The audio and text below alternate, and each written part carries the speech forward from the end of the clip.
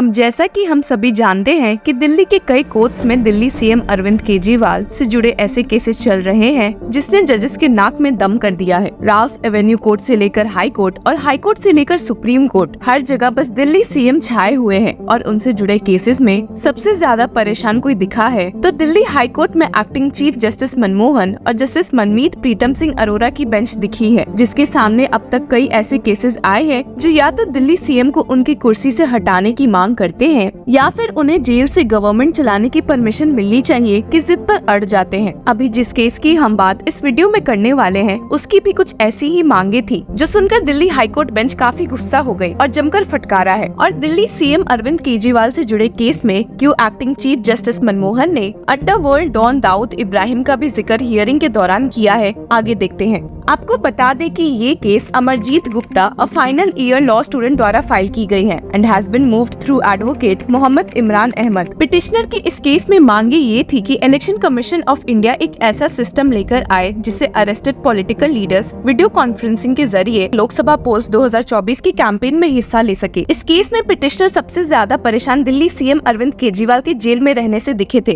क्योंकि उनकी अरेस्ट की टाइमिंग काफी शक पैदा करती है, जो कई बार सीनियर एडवोकेट अभिषेक मनु सिंघवी ने भी पॉइंट आउट किया है कोर्ट हियरिंग के दौरान। हालांकि एक्टिंग चीफ जस्टिस ये पब्लिक इंटरेस्ट लिटिगेशन देकर काफी नाराज हो गए और पिटिशनर को फटकारते हुए कहा कि उन्हें समझ आ रहा है कि ऐसे केसेस बस इसलिए फाइल किए जा रहे हैं ताकि कोर्ट्स पॉलिटिक्स में इंटरफेयर करे। ही stated, "This is all a little propaganda and little publicity involved in this. We are very clear what is happening. Don't think that we don't understand what is happening. And there is an attempt to involve the court in politics." Bench ने यहाँ समझाने की कोशिश की कि जो लोग arrested है वे लॉ के तहत अरेस्ट हुए हैं और उसके अकॉर्डिंग ही रिलीज होंगे, और ऐसे में जेल से उन्हें कैंपेन करने देने की परमिशन मिली तो रेपिस्ट, मर्डरर्स भी आराम से वीडियो कॉन्फ्रेंसिंग के थ्रू कैंपेन करेंगे। Acting chief justice Manmohan stated, "You want all the people arrested to be allowed to campaign in elections through video conferencing.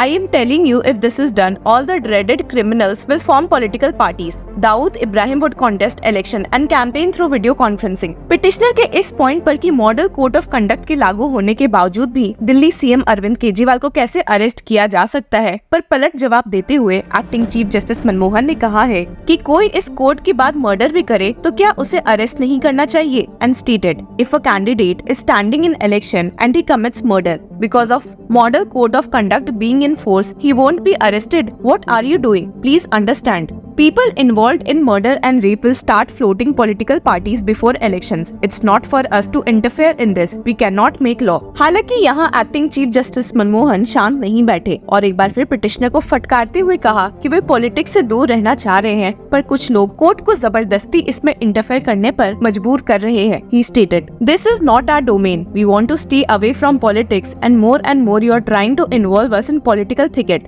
Someone says take him out. Someone says put him in custody. Please understand. Courts are applying their mind. Accused is exercising his rights." मामला यहाँ शांत नहीं होता है, क्योंकि ये case देखकर तो बेंच सोचने पर मजबूर हो गई कि भला पिटिशनर ने अपने लॉ स्कूल में क्या पढ़ा है। जी हाँ, आपने सही सुना। एक्टिंग चीफ जस्टिस मनमोहन ने पिटिशनर के काउंसिल से सवाल करते हुए पूछ दिया कि "I don't know what he petitioner is studying. What is he doing? I am really at my wits. I want to educate you more, but that is not our domain. Let your teachers do it. I don't think you are attending your classes. Some people have a very aggravated notion about us. We are bound by law." यहाँ पर bench ने कहा भी कि जो petitioner court से मांग रहे हैं वो कोर्ट के जुडिशियल पावर्स में नहीं आता है और उससे परे है, और पिटिशनर को समझाने की कोशिश की कि कोर्ट्स की पावर्स भी लिमिटेड है और ये एक पॉलिसी चेंज की मांग है जो किसी और डिपार्टमेंट की प्रॉब्लम है। The bench stated, "It is not a vacuum. You are asking us to act contrary to law. The law says how the accused in custody is to be treated. There is no vacuum here." Hearing में एक twist तब आया जब bench ने कहा कि वे इस मामले में 75,000 से भी ज्यादा कॉस्ट इम्पोज कर देंगे। जी हाँ, आपने सही सुना। The bench stated, "There is an attempt to involve the court in politics. We are trying to stay away. The more you do it, the more cost we will impose. Don't think we don't understand strategies." हालांकि इस point पर petitioner के council ने court से request की कि वे petitioner पर cost ना इम्पोज करे, कंसिडरिंग कि वो अभी एक लॉ स्टूडेंट ही है। इस पॉइंट पर बेंच ने बोला कि वे एक ही शर्त पर कॉस्ट नहीं लगाएंगे जब काउंसिल पिटिशनर को सेपरेशन ऑफ पावर्स के बारे में पढ़ा देंगे। जी हाँ, आपने सही सुना। ये कहने के साथ दिल्ली हाईकोर्ट ने ये PIL डिसमिस कर दी। आपको बता दें कि इस डिमांड के अलावा भी बहुत कुछ पिटिशनर ने अपने प्ली में मेंशन किया था और टाइमिंग ऑफ अरेस्ट पर इसलिए भी शक पैदा किया था क्योंकि सेंटर और दिल्ली स्टेट गवर्नमेंट अपोजिशन है और ऐसे में सेंट्रल एजेंसी ईडी द्वारा अरेस्ट बहुत ही शक पैदा कर रहा है। The plea stated, it is pertinent to mention that there are different political parties in power ruling the government of NCT of Delhi and the government of India. In fact, both the political parties are in opposition to each other. Therefore, the timing of the arrest of the aforesaid party leader vitiates the level playing field, as his right to campaign has been curtailed due to the action of the Directorate of Enforcement. Further, the right of voters to be informed about the ideology, plans and programs of the Aam Aadmi Party has been curtailed on account of the arrest. और इस plea में state करते हुए लिखा गया था कि Further, the leaders of political parties are also deprived of the constitutionally guaranteed fundamental and legal right to campaigning during the election.